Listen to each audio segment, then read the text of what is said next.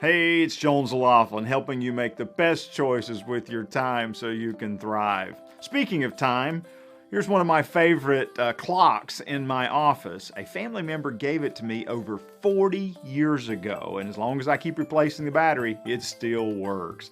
I love this clock because it has that tick, tick, tick that reminds me just how fast time is passing and how I better be intentional with how I'm using my time. I think that during the holidays, it's kind of that season whenever we can get lax in how we manage our time. And we want to relax more, and we tend not to want to look at our calendars or our schedules. And then after the holidays, we find ourselves going, there's so many things I wanted to do that I didn't get done. If you want to be more intentional about how you use your time, your holiday season, so that when it's over, you go, yes, I'm ready for what's next, here are 3 suggestions. Number 1, treat the season as a time of proactive recovery. Proactive recovery. Plan those types of things that are going to help replenish the energy, that'll nourish you, body, mind, and soul. Put them on your calendar. Get excited about being able to participate in them. Remember, this is the only time of year where you have more things on your calendar you want to do than the ones that you have to do. The second suggestion I have for you is to create goals that are flexible.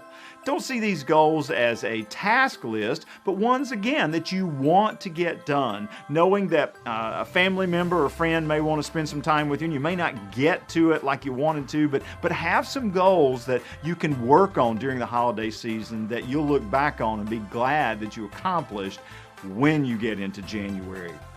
My third suggestion to you about being more intentional with your time over the holidays is to set numerical boundaries. Now, I know this one sounds a little bit strange, so let me explain it to you. Numerical boundaries are those places where it helps us to know how we should be using our time. It's easy to say, I want to relax more over the holidays, and you find yourself vegging out on the couch for a half a day, and you go, well, that's not really what I was looking for. You didn't set limits. Make sure you set some numerical boundaries. I only want to spend 3 hours in front of the TV, or you know what, I'm only going to spend about an hour or 30 minutes or 15 minutes a day on social media. Give yourself a specific number so you can measure it, because we know that what gets measured gets managed. One for me this holiday season so that I can get more rest at night. No desserts. That's 0 desserts after 6 p.m. at night.